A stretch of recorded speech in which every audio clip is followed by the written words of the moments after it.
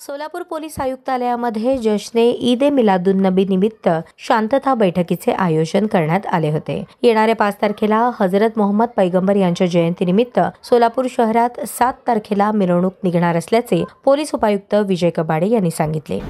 मागच्या वर्षी सुद्धा हाच विषय पुढे आला होता। मागच्या वर्षी सुद्धा आपण 5-6 मंडळांचा विषय गणपती मंडळाचा तो आपण रात्रीतून सर्व स्टेजेस ईद मिरवणुकीच्या रस्त्यातले सर्व स्टेज आपण रात्रीतून काढून घेतले होते।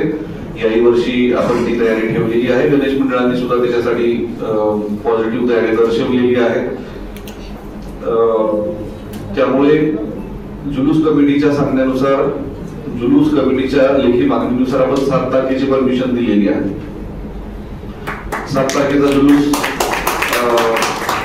त्यातून काही सूचनांमध्ये आता एक सूचना जमीर भाईंची अशी पण होती की जे आपले 3-4 ठिकाणी प्रमुख ठिकाणी स्टेज लावून काही देखावे करतात आपले तरुण ईद मिलादच्या अनुषंगाने, त्यासाठी किमान 2 दिवसाची तरी परवानगी द्यावी। या बाबतीत ऑलरेडी सीपी सरांनी सांगितलेलं आहे।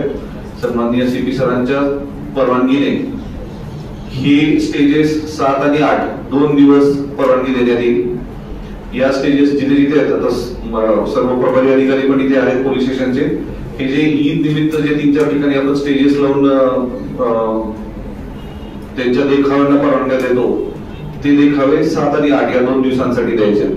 त्यामुळे 6 तारखेला संध्याकाळी उशिरा गणेश विसर्जन झाल्यानंतर यांना तयारी करावी लागणार आहे स्टेजची आणि डेकोरेशनची।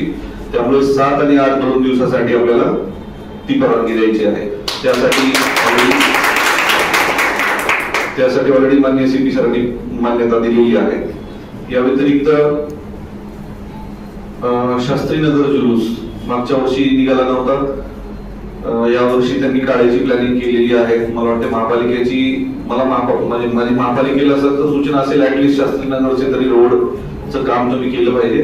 कारण ते म्हणतात तसं 5-5 वर्षाची खूप छोटी मुलं आणि सगळ्यात मोठा जुलूस त्यांचा आणि सगळे लहान मुलं असतात त्याच्यात। मला नाही वाटत मोठी मुलं असतात त्यात किंवा मोठे मंडळी पण जास्त नसतात त्यात, सगळी लहान मुलं आहेत। त्यामुळे त्या रोडचं थोडंसं डागडुजीकरण तुमच्याकडून होणं आवश्यक आहे।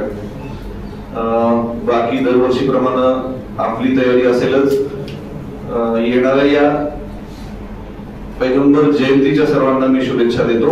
आमची शास्त्रीनगर कमिटीच्या सिरत कमिटीच्या अध्यक्षांनी आता प्रश्न मांडला की रोड हे करून द्यावा, आम्हाला मोकळा करून द्यावा, तो तर होणारच आहे। प्लस बंदोबस्त द्यावा। बंदोबस्ताची काळजी करू नका, आपल्याला लागेल तेवढा बंदोबस्त लागेल। भरपूर मनुष्यबळ आपल्याकडे अवेलेबल आहे। पूर्ण बंदोबस्ताची तयारी आपली पोलीस विभागाची झालेली आहे। त्यामुळे बंदोबस्त सुद्धा मुबलक प्रमाणात मिळेल। त्यामुळे कुठल्या अडचणी येणार नाहीत। काही अडचणी आल्या तर आपण एकत्र बसून त्या सॉल्व्ह करू।